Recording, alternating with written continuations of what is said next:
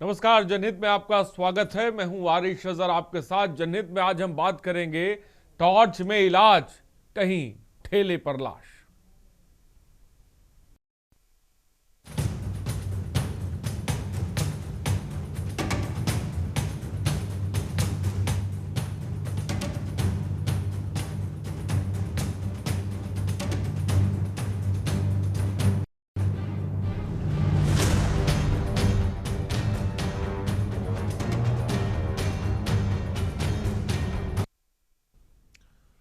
जी हां, जनहित में आज देश के दो अलग अलग राज्यों की ऐसी तस्वीर सामने आई जिन्होंने ये सोचने पर मजबूर कर दिया कि करोड़ों रुपए के स्वास्थ्य बजट आखिर जा कहां रहे हैं। एक तरफ यूपी के मैनपुरी में अधेर गर्दी का आलम है, तो दूसरी तरफ फरीदाबाद में दम तोड़ती इंसानियत है। मैनपुरी जनपद के सबसे बड़े सरकारी अस्पताल की बिजली क्या गुल हुई, स्वास्थ्य व्यवस्था की पोल खुल गई। अचानक बिजली कटने से अस्पताल परिसर अंधेरे के आगोश में समा गया।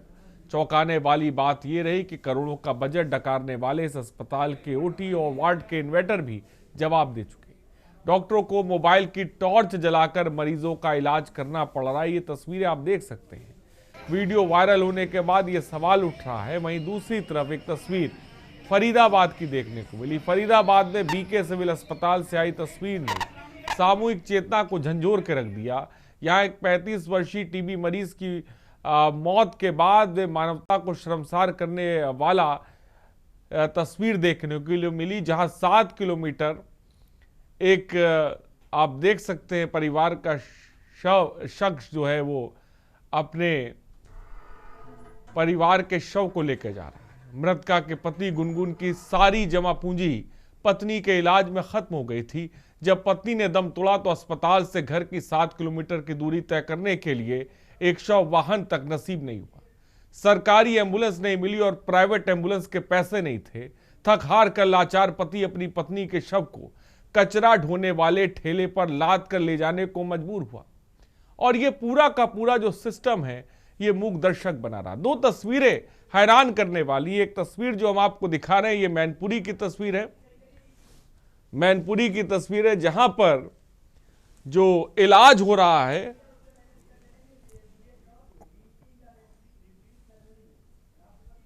फिलहाल हम अपने कार्यक्रम की तरफ बढ़ते हैं जिस पर आज हम बात कर रहे हैं टॉर्च में इलाज, कहीं ठेले पर लाश। जी हाँ, मैनपुरी और फरीदाबाद की दो खबरें जो इंसानियत को शर्मसार साफ तौर पे कर रही हैं।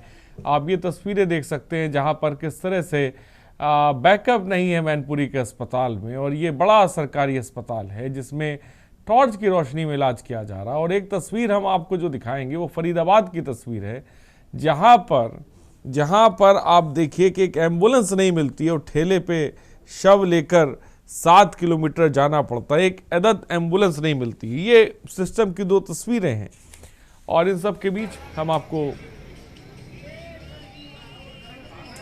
ये अचानक मौसम के बिगड़ने से आंधी बारिश हुई, ओले पड़ने की जी स्थिति बन रही थी, तो इस वजह से उसमें अरेंजमेंट में थोड़ा विलम्ब हुआ।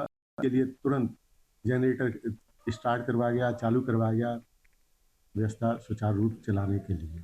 इन्वर्टर भी लगा हुआ है, उसके बाद भी अंधेरा जिला अस्पताल में। इन्वर्टर की बैटरी थोड़ा पावर बैकअप थोड़ा कम हो गया है, तो उसे भी सुधारने के आज कोशिश की जा रही है। अतिशीघ्र वो भी सुधरवा दिया जाए। देखिए, सबसे पहले तो मैं ये बता दूं कि पूरे हरियाणा के अंदर हेल्थ डिपार्टमेंट के अंदर जो एम्बुलेंस प्रोवाइड की जाती हैं उसमें डेड बॉडी नहीं ली जाती। जो डेड बॉडी के लिए हर्ष वैन होता है, मोर्चरी वैन, वो रेड क्रॉस के द्वारा दी जाती है। जिला फरीदाबाद के अंदर भी हर्ष वैन अवेलेबल है और रेड क्रॉस के द्वारा दी जाती है। यदि कोई भी परिवार कोई ऐसी अगर डेथ हो गई है और उसको हर्ष वैन की रिक्वायरमेंट होती है तो हमारे कंट्रोल रूम में वो आके अगर वो बताता है तो हमारा एक रजिस्टर लगा हुआ है जिसमें उसकी डिटेल नोट की जाती है और उनको हर्ष वैन का जो ड्राइवर है उसका नंबर उसको प्रोवाइड किया जाता है जिससे कि वो बात कर सके और उसको हर्ष वैन मिल सके। एम्बुलेंस नहीं दी जाती। एक मौत हुई है, क्या लगती है आपकी वो? मेरे पत्नी है। कितनी उम्र है इनकी? 35 साल। किस बीमारी के कारण हुई है? इनको टीबी की बीमारी हो गई। कब एडमिट करा था? ये एडमिट तो 3 महीना पहले करा था। बीके अस्पताल में? हाँ।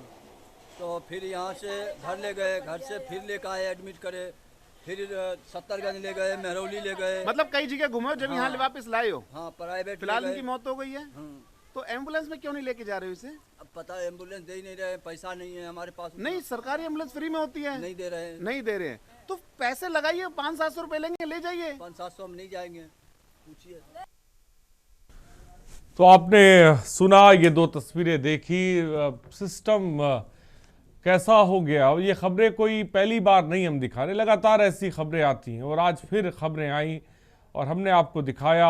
एक तरफ टॉर्च में इलाज हो रहा है, बैकअप नहीं है अस्पताल में, और एक तरफ हम देख रहे हैं कि सरकारी एम्बुलेंस जो फ्री मिलती वो नहीं मिल रही है।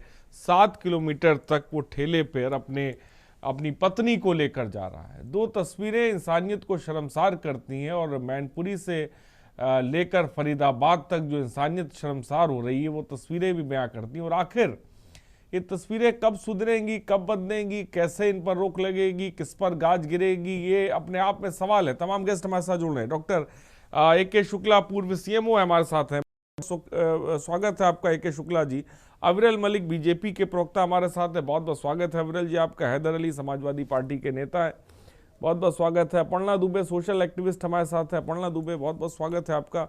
आशुतोष शर्मा एग्जीक्यूटिव मेंबर हैं IMA के, बहुत बहुत स्वागत है आपका। और श्रुति गुप्ता वरिष्ठ पत्रकार भी इस वक्त हमारे साथ है, आपका बहुत बहुत स्वागत है। और सीधा सबसे पहले रुक करते हैं अविरल मलिक जी, मेरी अगर आवाज़ तक आप तक पहुंच रही है, दो तस्वीरें हम दिखा रहे हैं।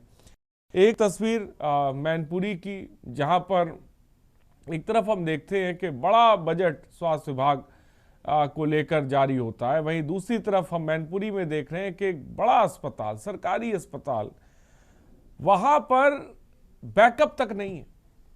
अस्पताल में बैकअप नहीं है, टॉर्च में इलाज किया जा रहा है। एक खबर फरीदाबाद की भी है, जहां पर एक अदद एम्बुलेंस नहीं दी जा रही, या यूं कहें कि सिस्टम का जनाजा निकल गया। क्या कहेंगे दो तस्वीरों को लेकर जो मानवता शर्मसार हो रही है मैनपुरी में और साथ ही साथ फरीदाबाद?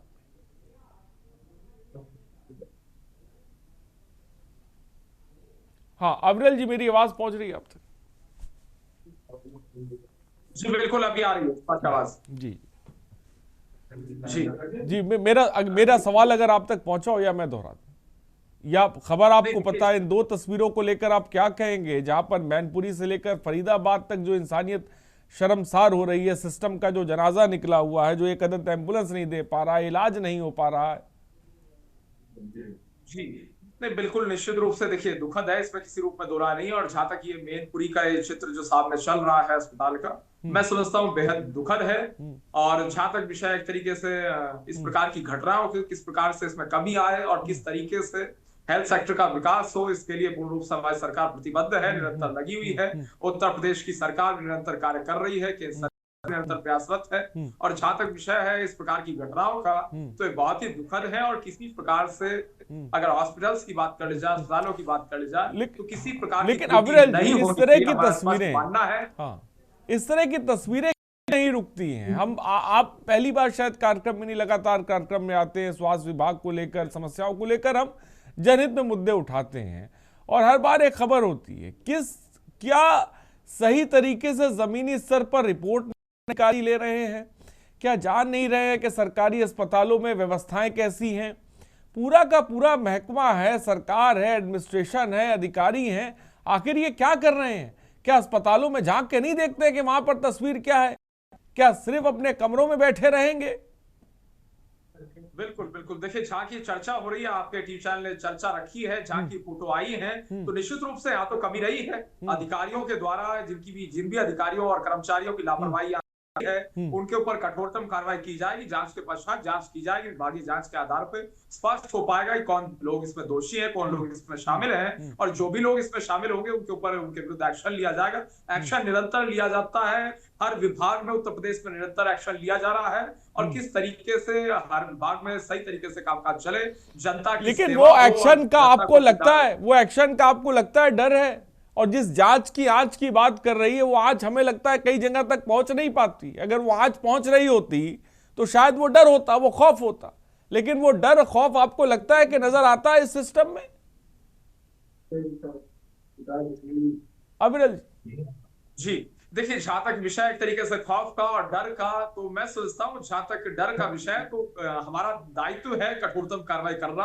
अगर किसी की भी त्रुटि रहती है, किसी विभागीय जांच के आधार पर किसी भी कर्मचारी या अधिकारी की जिसकी भी त्रुटि रहती है, उसके ऊपर कार्रवाई करना है हमारा दायित्व है। इसे हम पूर्ण करने का काम करते हैं। और जहां तक विषय असर का, तो निश्चित रूप से बहुत से विभाग हैं जिनमें बिल्कुल स्पष्ट रूप से बढ़िया कामकाज चल रहा है। और रही बात इस घटना की, तो ये बहुत ही दुखद है, बेहद शर्मिंदगी का विषय है। और जो भी वहां लोग शामिल इसमें रहे हैं त्रुटि में, उनके ऊपर कठोरतम कार्रवाई की जाएगी। और ये सारी शर्मसार है, आपने ये टॉपिक रखा, ये बिल्कुल इसमें मैं कोई दुरा नहीं है। जो लोकल ये घटना है, ये पूर्ण रूप से गलत है। हमारी प्रदेश सरकार पूर्ण रूप से इसके खिलाफ है। ऐसे लोगों के ऊपर एक्शन ठीक है होगा। अविरल जी, लेकिन एक तस्वीर ये भी है, मैं मानता हूं, हमने बार बार, मैं कहता हूं, हर बार में कहते हैं, फिलहाल ब्रेक का वक्त हो चला है, रुकते एक छोटे से ब्रेक के लिए, ब्रेक के बाद आएंगे और हैदर अली के पास जाएंगे। रुकते एक छोटे से ब्रेक के लिए, जल्द हाजिर होंगे।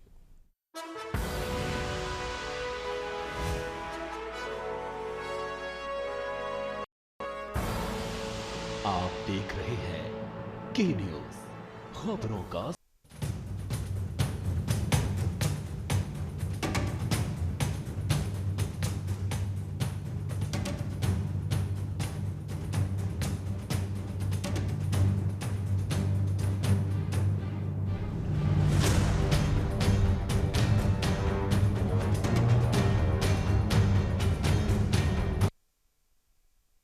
तो ब्रेक के बाद आपका स्वागत है। हम बात कर रहे हैं जनहित में टॉर्च में इलाज, कहीं ठेले पर लाश। हमारे साथ तमाम गेस्ट मौजूद हैं। आपने सुना ब्रेक से पहले बीजेपी के प्रवक्ता अविरल मलिक जी ने क्या कहा। हैदर अली के पास चलते हैं, समाजवादी पार्टी के नेता हैं।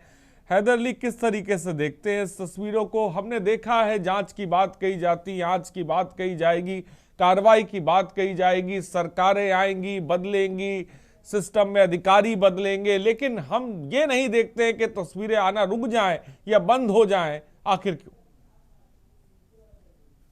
आदरणीय आदिश साहब, अनुच्छेद 21 के तहत, जीवन के अधिकार के तहत, ये हमारा स्वास्थ्य की जो सेवाएं हैं, मूलभूत सुविधाओं के तहत आता है। बड़ी दुर्भाग्यपूर्ण स्थिति है उत्तर प्रदेश सरकार की कि ये मूलभूत सुविधाओं से भी जनता को बिल्कुल विमुख कर दिया गया है, उससे दूर कर दिया गया है। सर्वोच्च न्यायालय का ये आदेश भी है कि जो ये स्वास्थ्य सेवाएं हमारी निःशुल्क नहीं कर सकते हो, तो कम से कम उत्तम गुणवत्ता वाली तो कीजिए। लेकिन उसकी जगह हमारे भारतीय जनता पार्टी के प्रवक्ता श्री अविरल मलिक जी यहाँ आते हैं और ये कहते हैं कि दोषी अधिकारी के विरुद्ध कोई ना कोई कार्रवाई होगी। अधिकारी कौन दोषी है? अरे जो डॉक्टर वहां थे, वो तो बेचारे टॉर्च में कम से कम इलाज कर रहे हैं, यानी कि वो वहां मौजूद भी थे और अपनी सेवाएं भी दे रहे हैं। गलती तो सारी आपकी है। मैं अविरल मलिक जी से बिना गूगल देखे एक निवेदन करना चाहता हूं कि उत्तर प्रदेश के स्वास्थ्य मंत्री का वो नाम बता सकते हैं? अरे स्वास्थ्य मंत्री का नाम की जनता और आपको भी नहीं पता है श्री अविरल मलिक जी।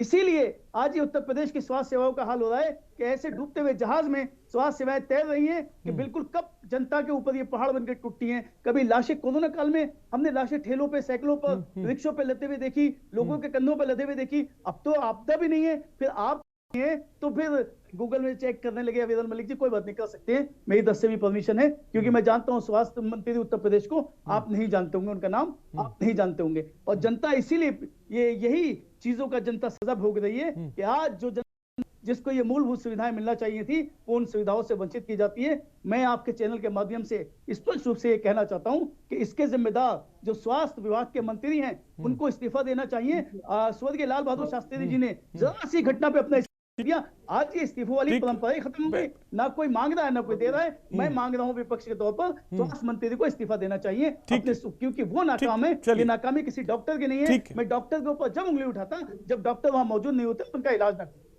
आऊंगा हैदर अली आपके पास।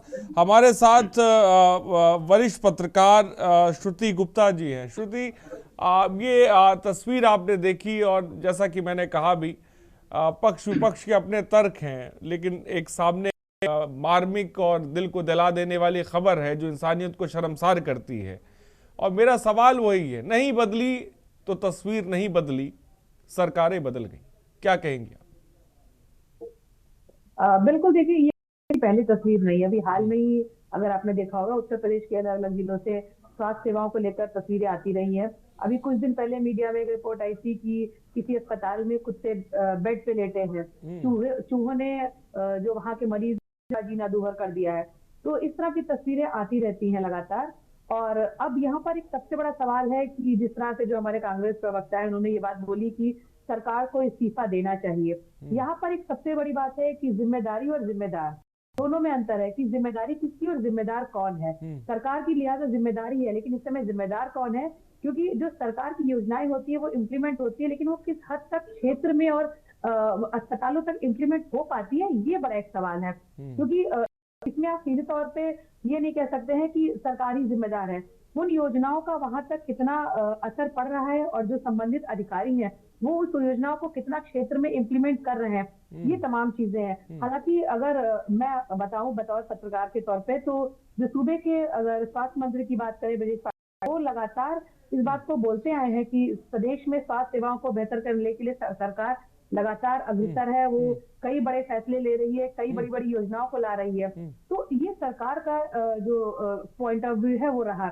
अब यहाँ पर आता है कि जो योजनाएं हैं वो धरातल पर कितनी पहुंच रही है, क्योंकि सरकार बराबर ही बात कहती है रही है कि फंड की कोई कमी नहीं है। फंड बहुत ज्यादा तादाद में जारी किया जाता है, हर जिलों को अलग अलग फंड है। मैं श्रुति आपके पास आऊंगा। एक दर्शक गिरीश साथ जुड़ गए हैं। गिरीश शुक्ला जी, बहुत बहुत स्वागत है, बोले। हमारी बात को आज आप ध्यान से सुने कि आज संसार में बड़ी बड़ी बातें हो रही हैं, देश में भी हो रही हैं। संसार में दो ही जातियां हैं, एक शासक और एक। अभी आपने देखा महाराष्ट्र के अंदर जो मृत्यु हुई हवाई दुर्घटना में, केवल अजित पवार को श्रद्धांजलि सबने दी है, लेकिन उन 4 कर्मचारियों को किसी ने श्रद्धांजलि नहीं देती है। ये औकात है जनता की देश में, समझना चाहिए। गिरीश जी, मैं चाहूंगा इन तस्वीरों को लेकर कुछ कहना। और शासकों द्वारा अत्याचार हुए हैं, इसलिए जातियों का निर्माण लोगों। ठीक है, चलिए अलग विषय पर आप बात रख रहे हैं, उस विषय पर आज हम चर्चा नहीं कर रहे हैं। फिलहाल बहुत बहुत शुक्रिया गिरीश जी हमसे जुड़ने के लिए, अपनी बात को रखने के लिए। और हमारे साथ एग्जीक्यूटिव में क्या आशुतोष शर्मा जी, बहुत बहुत स्वागत है आशुतोष जी आपका। मैं श्रुति आपके पास भी आऊंगा। आशुतोष जी, करोड़ों का बजट और एक तस्वीर, ये क्या कहेंगे आप और कैसे ये तस्वीर बदल सकती है? क्या कदम उठाए जा सकते हैं? क्योंकि रटाए जवाब हम बहुत सुन चुके हैं। हमें लगता है कि कुछ मजबूत कदम उठाने की जरूरत है ताकि के जो स्वास्थ्य व्यवस्था है, जो बुनियादी जरूरत है, जो आज के टाइम में जो हम देख रहे हैं, वो कम से कम बेहतर हो सके। आशुतोष शर्मा। धन्यवाद जी। जहां तक अभी श्रुति जी ने काफी कुछ क्लियर कर दिया है, हमारे पूर्व वक्ता भी काफी चीजें बातें कर चुके हैं, बट मैं आपको बता दूं कि there is district action plan. Government उसके हिसाब से वो फंड एलोकेट करती है कि किस डिस्ट्रिक्ट को कितना चाहिए। अच्छा, वो भी सारे मानक के अनुसार होते हैं। जैसे मैं आपको डिलीवरी की बात करूं, हो सकता है एक जगह पे 90,000 डिलीवरी हो रही हो, तो गवर्नमेंट के लिए कि उनको कितनी जांचें चाहिए, उन पे खर्च आएगा, ये सारी चीजों की व्यवस्था करती है। अब हम सीधे हम ही आप सब लोग मिल करके इकाई बन करके हम ही चुनाव करते हैं, और एक कोई मुखिया होता है और बाकी उसके नीचे लोग काम करते हैं। मैं ये जैसे हैदर साहब ने बोला कि स्वास्थ्य मंत्री को इस्तीफा देना चाहिए, मैं उनकी बातों से पूरी तरीके से इसलिए नहीं सहमत हूँ। क्या स्वास्थ्य मंत्री जी हर एक यूनिट को जाकर सकते हैं, या इतना समय किसी के पास है? तो हमें सिस्टम जो बनाना है वो बहुत मजबूत होना चाहिए। हम बात कर रहे हैं एम्बुलेंस की, लेकिन आशुतोष जी जिम्मेदारी तो कहीं ना कहीं तय होगी ना, कहाँ पे जिम्मेदारी तय करेंगे? 100% सर, तो मैं यही कहूँ, जैसे कि अब एम्बुलेंस उसको क्यों नहीं मिल पाई? क्या उसने 102 पे फोन किया था, 108 पे फोन किया था, और किया तो क्या रिस्पांस टाइम वहां से उनको जवाब नहीं मिला? मैं एक गवर्नमेंट हॉस्पिटल में वर्क करता हूँ और मैं देखा हूँ हमारे रिस्पांस टाइम भी 7.8 से कम मिनट में है। मैं सरकार की तरफदारी नहीं करना चाह रहा हूँ, मैं ये कह रहा हूँ कि जो मूलभूत चीजें हैं, कई बार गवर्नमेंट में परिसर में मांगा जाता है कि आप आधार लाए हैं, चूंकि इस समय government Ayushman Bharat digital mission के तहत डाटा को सिक्योर करना चाहती है। तो हमें दोनों तरफ से देखना होगा कि क्या पब्लिक उतनी जागरूक है और क्या जो प्रोवाइडर हैं वो उनको जो जरूरत के हिसाब से है मिल रहा है कि नहीं। रही बात सरकार की, तो यस, यदि लगता है कि उस कॉल सेंटर पे फोन गया फिर भी रिस्पांस नहीं किया, जिम्मेदारी वहां तय बनती है सर। और कहीं ना कहीं जैसे कि हम सारे लोग हैं, जैसे कि आप कह रहे हैं कि लाइट, तो लाइट की बात मैं कहूँ, गवर्नमेंट ने ये किया है कि जनरेटर जितना आपने लोड सैंक्शन हुआ उसका डबल वाट का जनरेटर आपके पास होना चाहिए। साथ में आजकल सोलर सिस्टम पे बहुत जोर दिया जा रहा है। हर एक गवर्नमेंट बोल रही है कि आप बैंक आपको लोन दे रही है। इवन गवर्नमेंट अधिकारियों को सबसे पहले बोला कि आप जैसे प्रधान हैं या कोई गवर्नमेंट सर्विस में है और वो कहीं भी काम कर रहा है तो वो अपने आवास पे लगवाएं। तो हम लोग क्यों नहीं कर सकते हैं? और यदि ये सारी चीजें जब हो जाए तो हम, क्योंकि ब्लेम करना बड़ा आसान होता है, लेकिन उस पे इम्प्लीमेंट करने की बात अगर सर अचानक अस्पताल की बिजली कट जाए और बैकअप ना हो इंटरप्टेड पावर सप्लाई, हम आजकल देखिए क्वालिटी की बात करते हैं, क्वालिटी में यनक्वास और कायाकल्प का ये हमारा स्टैंडर्ड है। जो मेजरिंग एलिमेंट होता है, मेजरिंग एलिमेंट मतलब हर साल हम उसको चेक करते हैं कि जैसे इलेक्ट्रिकल ऑडिट होती है, फायर ऑडिट होती है, उसी तरीके से हर एक चीज को मेजर किया जाता है। अब आपके पास अनइंटरप्टेड पावर सप्लाई नहीं है, इसका मतलब आपके यहाँ नहीं हो रही है, आपके यहाँ हॉस्पिटल मैनेजर प्रॉपर वर्क नहीं कर रहा। यही बात मैं कह रहा हूं कि ये लापरवाही आप बता रहे हैं, लेकिन ये सबसे बड़ी लापरवाही है जहां पर ऊपर वाले को सूचना ही नहीं दी जा रही, नहीं जा रहा है। और तस्वीरें देखिए, ये कोई हम मजाक करने तो नहीं बैठे, हम तो दिखाने बैठे हैं हकीकत। नहीं और ऐसी तमाम खबरें मैं आपको बता सकता हूं बैठे बैठे, तमाम खबरें फिलहाल की।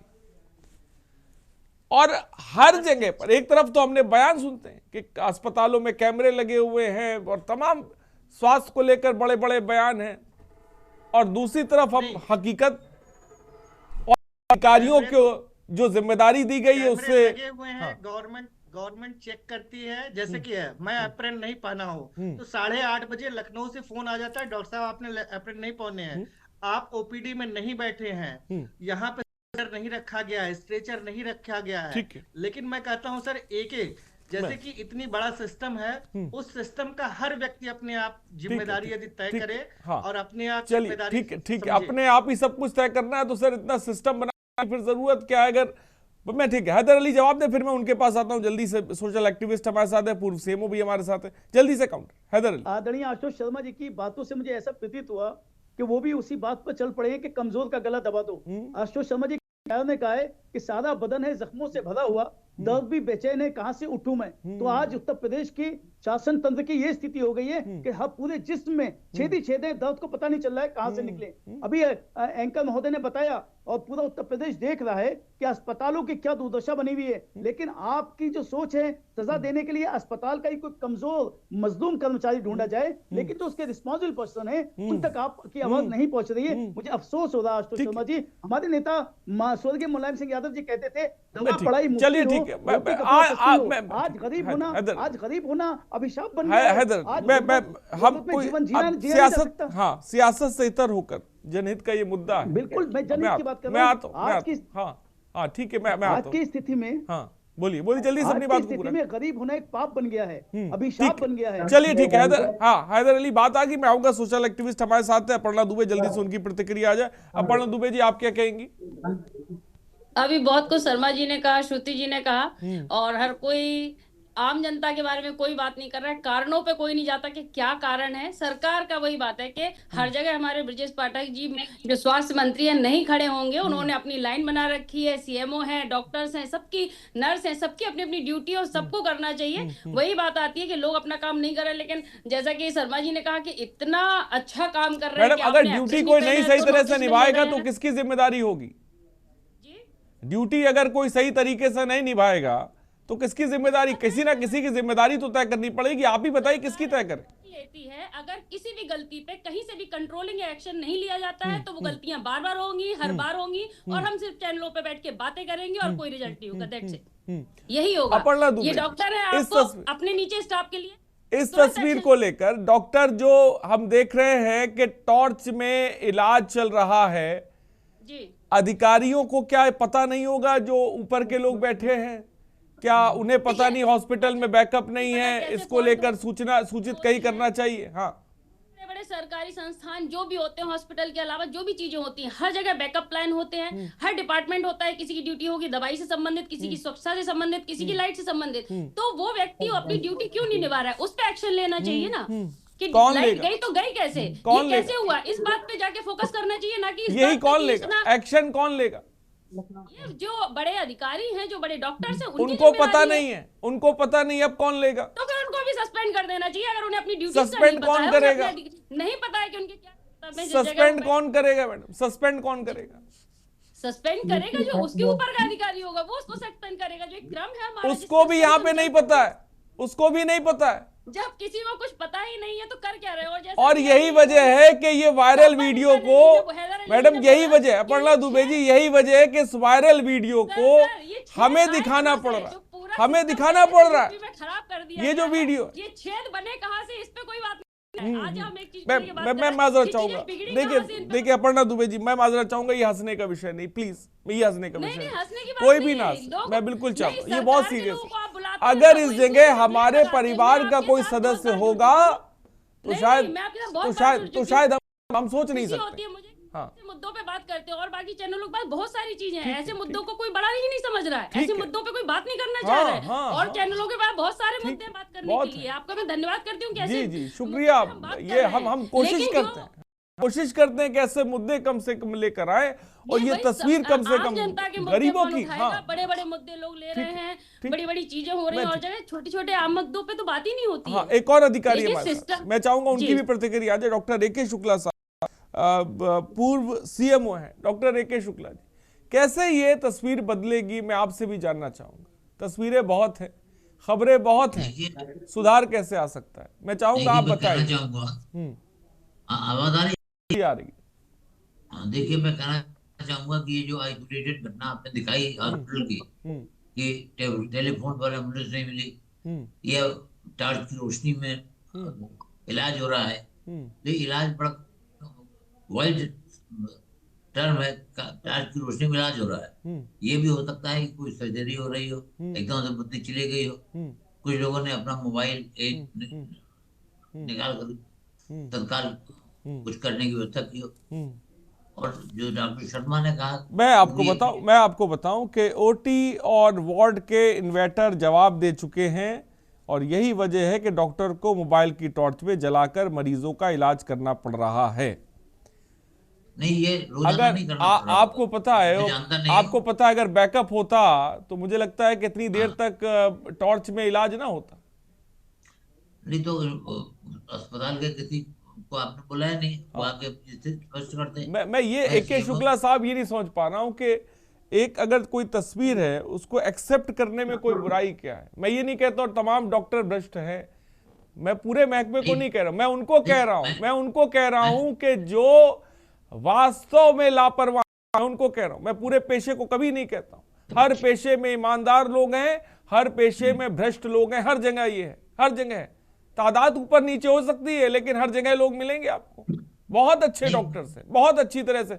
लेकिन ये जो तस्वीर है इसको एक्सेप्ट करने में बुराई नहीं, वो तो एक्सेप्ट तो ही है। अगर टीवी में दिख रहा है तो एक्सेप्ट ही है। प्रॉब्लम ये है कि एक बात ये भी कहेगी कि इसकी जांच होनी चाहिए, उससे भी लोग संतुष्ट नहीं कि जांच कहते हो, कौन जांच करेगा। और हर अस्पताल में एक चीफ होती है, एक अधीक्षक की पोस्ट होती है, और हर जगह सर्जन, सीनियर सर्जन सब होते हैं, और सभी इस बारे में देखते हैं। और मैं नहीं समझता हूँ कि कोई ऐसा लापरवाह होगा या हृदय विहीन होगा। ऑपरेशन चल रहा है, बत्ती नहीं है, वो टॉर्च करता रहेगा। he will not manage about the alternative electricity system। अभी ये पूरी बात हो तो इसकी बात की जा सकती है। मैं तो यहाँ सीएम भी रहा हूँ, एडिशनल डायरेक्टर भी रहा हूँ, कई 8 जिले देखे हैं मैंने। तो एकदम से खाली ये कह देना कि तब ये नहीं, भाई अस्पताल है, चल रहा है, अस्पतालों में रोजाना मरीजों की संख्या भी आ रही, 400, 500, 600 मरीज भी आ रहे हैं। ऐसा नहीं कि सब असंतुष्ट है, हो सकता है 2-4% संतुष्ट होते हो। मतलब आपका कहना है वर्कलोड ज्यादा हो तो टॉर्च में इलाज करें, आप ये कहना चाहते हैं? वर्कलोड ज्यादा होगा तो क्या टॉर्च में इलाज होगा सर? नहीं, अगर हो रहा है मान लीजिए और बत्ती चली जाती तो टॉर्च एक रास्ता है, जाकर बिजली के जाम करो। वही मैं कह रहा हूँ भाई, जनरेटर है, बिजली है, इन्वर्टर है, बहुत कुछ है। जब करोड़ों रुपए का बजट तो बहुत कुछ है। अविरल जी क्या कहेंगे? हमने तो ये सहमत हो, हाँ जनरेटर है तो उसको चलाना चाहिए, लेकिन ये भी नहीं सकते हैं कि जनरेटर जब तक नहीं चल रहा है वो अंधेरे में चले जाए। ठीक है, मैं ठीक है। अब अविरल जी, हैदर अली ने जो बात की मैं चाहूंगा उस पर जवाब दें, फिर मैं श्रुति आपके पास आता हूँ। जी देखिए, हैदर जी अपना विषय रख सकते हैं, लेकिन जो आज की वास्तविकता है, जो परिवर्तन उत्तर प्रदेश में लाया जा रहा निरंतर भारतीय जनता पार्टी की सरकार के द्वारा, वो सर्वविदित है, स्पष्ट है, सबके मध्य में है। और जहां तक विषय एक तरीके से इस घटना का विशेष रूप से जो आपने उठाई, ये निश्चित ही जनता से जुड़ा हुआ विषय है, जनता का विषय है और बहुत ही गंभीर है, दुखद है। और निश्चित रूप से आधार पे ऐसे लोगों के ऊपर कार्रवाई की जाएगी, किसी को नहीं बख्शा जाएगा, हमारा स्पष्ट मानना है। जो भी इसके विषय है, जिनका भी इसमें हाथ है और जिनका भी किसी रूप में रोल रहा है, जिनकी ये त्रुटि है, जिनकी भी ये भूल चूक जिसकी भी है, जिनकी भी गलती है, उनके ऊपर कठोरतम कार्रवाई होनी चाहिए, क्योंकि इससे निश्चित रूप से जनता को नुकसान होता है, डायरेक्टली जनता इससे अफेक्ट होती है। और जनता किसी प्रकार से अफेक्ट ना हो, मरीज किसी प्रकार से अफेक्ट ना हो, पीड़ित किसी प्रकार से अफेक्ट ना हो, ये भारतीय जनता पार्टी की उत्तर प्रदेश में हमारी सरकार की, योगी जी के नेतृत्व की प्रायोरिटी में शामिल है। और हमारा स्पष्ट मानना है कि ऐसे लोगों के ऊपर विभागीय जांच बैठाई जाएगी और जांच में जो भी रिपोर्ट सामने आएगी, जिन भी लोगों के नाम सामने आते हैं, उसके आधार पे कार्रवाई की जाएगी। श्रुति, आप क्या कहेंगी? बिल्कुल, देखिए हरीश, ये समझना भी जरूरी है। अभी हाल में ही जो यूपी हेल्थ डैशबोर्ड की जो रैंकिंग रिपोर्ट आई है, उसमें लखनऊ जो हेल्थ सुविधाओं में नंबर 1 पे है, नंबर 2 पर प्रयागराज, नंबर 3 पे श्रावस्ती है। तो ऐसा नहीं है कि पूरे उत्तर प्रदेश में कमोवेश एक ही जैसी दशा हो। जैसा छोटा जिला अगर स्वास्थ्य सुविधाओं में तीसरा स्थान ले सकता है, तो क्या ये फरीदाबाद और जैसे बड़े जिले नहीं ले सकते? ये जो अभी आपने भी एक बात कही थी कि सबसे बड़ी जो लापरवाही है वो सिस्टम की है। यही बात मैंने पहले भी बार बार कही कि सिस्टम किस तरह से कर रहा है, इसका असर पूरी व्यवस्था पर पड़ता है। बिल्कुल, ये जो वीडियो दिखाई गई, भले AK शर्मा साहब ने ये बात कही है कि 1 मिनट का है, 2 मिनट का, कुछ भी मिनट का हो, अगर इस तरह से वहां पर किया जा रहा है, चिकित्सक सुविधाएं शॉर्ट की रोशनी में, ये बिल्कुल भी एक्सेप्टेबल नहीं है और इस पर कार्रवाई होनी चाहिए। और मुझे लगता है कि आपने जिस तरह से इस खबर को प्रमुखता से दिखाया है, स्वास्थ्य मंत्री तक ये पूरा मामला जरूर संज्ञान में जाएगा। हो सकता है कल तक आपकी इस खबर का असर भी होता दिखेगा और स्वास्थ्य मंत्री की तरफ से कोई बड़ी कार्रवाई जरूर आएगी। लेकिन जिम्मेदारी जरूर है जो लोकल लेवल पे लोकल बॉडीज है उनकी भी, कि इस तरह की गलतियां ना हो, क्योंकि स्वास्थ्य एक ऐसा महकमा है जो सीधे जनता से जुड़ा हुआ है। अगर परेशानी इसमें कुछ भी कमी होती है, इसका खामियाजा सीधा जनता को भुगतना पड़ेगा। और जनहित से जुड़ी जितनी भी चीजें होती है, अगर उसमें कोई भी कमी होती है तो वाकई में इसका सीधा असर सत्ता पर पड़ता है, सरकार पर पड़ता है और जो सिस्टम है उस पर पड़ता है। जी ठीक है, हैदर अली आप देखिए। आदिश भाई, मुझे बड़ा अफसोस के साथ अपने शब्दों को अब मैं कहूंगा। पहले तो मैं अविरल जी की तारीफ करूंगा, भले उन्होंने, वो उनका दायित्व है प्रदेश शासन को अपने मंत्री को, मुख्यमंत्री का बचाव करना उन्होंने, लेकिन कम से कम उन्होंने सत्यता से ये स्वीकार किया अविरल भाई ने कि जनता के साथ ये जो हो रहा है ये अन्याय है, ये गलत है। बाकी मैं दुख के साथ, मेरे कहीं शब्द अगर इधर उधर हो जाए, सब मेरे बड़े हैं, मैं सबसे माफी के साथ कह रहा हूं। बाकी ये जो सब अमीर लोग यहाँ आपके चैनल पर बैठकर डिस्कशन कर रहे हैं, इन्हें गरीब जनता का किसी ने भी एक बार नहीं कहा कि ये गरीब जनता के अधिकारों के साथ हनन हो रहा है और उस गरीब जनता के साथ हम खड़े हैं। और उस गरीब जनता के दुख को इन लोगों ने महसूस नहीं किया, क्योंकि मुझे तो यहाँ सब धनाढ्य लोग दिख रहे हैं जिनके साथ ऐसा दर्द नहीं हुआ है। मैं कहना चाहता हूं कि अभी आदरणीय ब्रजेश पाठक जी ने कल ही तो ये बयान दिया है, मैं गरीबी का जीवन जी कर आया हूं। जब वो गरीबी का जीवन जी कर आए हैं तो इन गरीबों का ख्याल कौन रखेगा? वो अमीर जो पीछे तकिया लगाकर उपहास कर रहे हैं यहाँ पर, उस गरीबों की गुर्बत का, जनता का जो जिनको अभावहीन जीवन दिया जा रहा है, जिनके अधिकार, मूलभूत अधिकार छीने जा रहे हैं, जिनको अंधेरे में जब उनका इलाज होता है, तो आदरणीय हमारे बुजुर्ग शर्मा जी, मैं बड़े आदर से उनसे कह रहा हूँ, मेरे बहुत बड़े हैं, बहुत बुजुर्ग हैं, कि वो यहाँ पे बैठकर एक शब्द ये नहीं कह पा रहे हैं कि हाँ उस मरीज के परिवार वालों के ऊपर क्या बीती, उस मरीज के ऊपर क्या बीता होगा कि मैं अंधेरे में अपना इलाज करा रहा हूँ। वो पता है आदरणीय शर्मा जी, वो अंधेरे में इलाज क्यों करा रहा है? क्योंकि उसके पास धन नहीं है आपकी तरह, उसके पास धनाढ्य वो नहीं है आपकी तरह, इसलिए वो गरीब आपकी सेवा में पहुंचा था कि हमारा इलाज कर दो, और आप वहां टॉर्च की वकालत कर रहे हैं। जबकि आपको कहना चाहिए था, आप तो अधिकारी रहे और बड़े वरिष्ठ अधिकारी रहे इस विभाग के, आपको कहना चाहिए था कि ऐसे अधिकारियों के विरुद्ध, ऐसे विभाग के खिलाफ उचित से उचित कार्रवाई करना चाहिए। लेकिन मुझे दुख के साथ कहना पड़ा है कि आपको पेशे से निकल कर जवाब दिया जाए, पेशे से निकल। आशुतोष शर्मा जी जवाब में। हाँ, मैं हैदर सर को मतलब बताना चाहता हूँ कि ये गरीबों की बात कर रहे हैं और ये कह रहे हैं कि यहाँ पे सारे अमीर बैठे हुए हैं, तो मैं बताऊं कि मुझे एम्स नई दिल्ली में जॉब मिली है और मैं वहां छोड़ करके एक बहुत छोटी सी जगह पर पे काम कर रहा हूँ और केवल इन गरीबों के लिए कर रहा हूँ। तो पहला तो सर हैदर सर, आप ये मत समझिए कि हम लोग एक पेरेटो प्रिंसिपल होता है, आप 100 बेईमान समझते हैं तो भी उसमें 80 ही बेईमान होंगे, 20 ईमानदार होंगे। ठीक है। दूसरी चीज ये है, ये मैं बता दूं, आप शुक्ला सर पे जैसे कह रहे हैं सीएमओ, देखिए वो पूरा सिस्टम नहीं है, वो सिस्टम का एक पार्ट है, वो अकेले बदल सकते हैं। हमें बदलना है तो आज जैसे श्रुति जी हमारे साथ जुड़ी हैं, अपर्णा मैम जुड़ी हैं, अबरल जी जुड़े हुए हैं, हम सबको इसमें ये करना होगा कि केवल चैनल पे ही नहीं, ग्रास रूट लेवल पे काम करना। ग्रास रूट लेवल की बात मैं बताऊं, मैं सर एक बहुत छोटी सी चीज है जिसको मैंने हर मिनिस्ट्री को लिखा है, लेकिन आज तक कोई जवाब नहीं मिला, क्योंकि उसमें उनको कोई मतलब नहीं है। मैंने कहा कि हर एक जगह पे जो आप डिस्प्ले करते हैं मावा और गुटखा हो रहा है, पीपीआर के बारे में अवेयरनेस कराइए। इस समय सर्वाइकल कैंसर अवेयरनेस मंथ चल रहा है, बट कहने की बात है हमारे बड़े बड़े चैनल, और मैं इसीलिए इस चैनल पे नहीं समय रहने के बावजूद, मैं इतना खाली नहीं रहता हूँ कि मैं चैनल पे आ सकूं, सॉरी टू से, बट मैं केवल बहुत अच्छी बात, बहुत अच्छी बात आशुतोष शर्मा जी आपने और की, मैं बहुत इसलिए यहाँ पे आता हूँ। ठीक है। और मैं सर सरकारी नौकर हूँ, उसके बावजूद कोई भी सरकार रहे, मेरा विरोध करना यथ सिस्टम के खिलाफ, खासकर गरीबों के लिए लड़ना मेरा कर्तव्य है। आप मेरा पर्सनल बारे में व्यू पता कर सकते हैं सर। मैं केजीएमसी से गोल्ड मेडलिस्ट हूँ, तो ऐसा नहीं कहना चाहिए कि हर बंदा गड़बड़ होता है।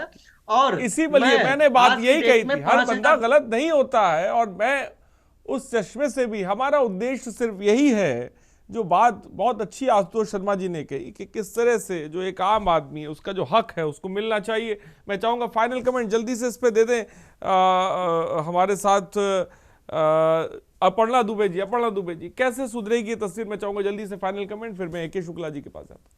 अभी सीएमओ सर और बड़े बड़े लोग यहाँ बैठे हैं, मैंने पहले भी कहा कि हर चीज की गाइडलाइन होती है, एक सिस्टम होता है, और उस सिस्टम में किसने काम गड़बड़ किया और किसकी जिम्मेदारी थी, इस बात पे फोकस करना चाहिए, ना कि पूरे सीधे हमें मंत्रियों तक पहुंच जाना चाहिए। जो लोकल का व्यक्ति है, जो घर है, उस घर में जो 4 लोग काम करते हैं, किसने क्या गड़बड़ की है वहीं के लोग देखेंगे, मंत्री नहीं देखेगा आके। तो ये सिस्टम सुधारना पड़ेगा और सीधे वहां पे एक्शन लेना पड़ेगा। दूर जाने से कोई फायदा नहीं होना वाला, हम सिर्फ बात करते रह जाएंगे, बाकी चीजें सॉल्व नहीं होंगी, मुझे ऐसा लगता है। हमारे साथ जो है डॉक्टर AK शुक्ला जी, आप तो सिस्टम में रहे हैं, बहुत बारीकी से समझा है। आप मैं चाहूंगा मुख्य पॉइंट्स रखिए, कैसे खासकर ऊपर लेवल से नीचे ग्रास रूट लेवल पर, जैसा कि कहा कि काम करने की जरूरत है, क्या काम करने की हम लोग को जरूरत है, सरकारों को जरूरत है, सिस्टम को जरूरत है, ताकि कि इस तरह की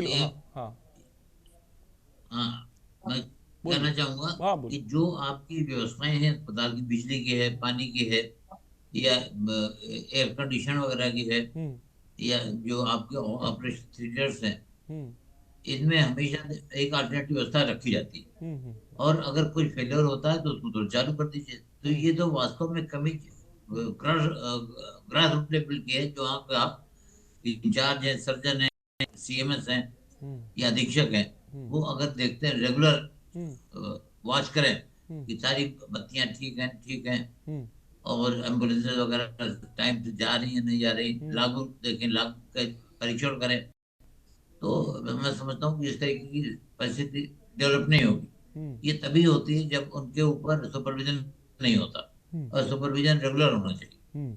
सुपरविजन रेगुलर होना चाहिए, ये अहम बात साफ तौर पे कही। मलिक जी, मैं आपसे जानना चाहूँगा और फाइनल कमेंट भी चाहूँगा कि जो तमाम दर्शक देख रहे हैं के न्यूज़ और जनहित कार्यक्रम देखते हैं, और मैं ये बार बार कहता हूँ कि इन तस्वीरों को रोकने के क्या कोई मास्टर प्लान पे सरकारें काम कर रही हैं, खासकर ग्रास रूट लेवल पर, जिसका जिक्र आशुतोष शर्मा जी कह रहे हैं कि हमें ज़मीन पर काम करना पड़ेगा, ताकि कि इन जैसी तस्वीरों पर लगाम लगे, रोक लगे, और जो बड़ी ज़रूरत है, जो हक है, वो एक आम आदमी को मिल सके।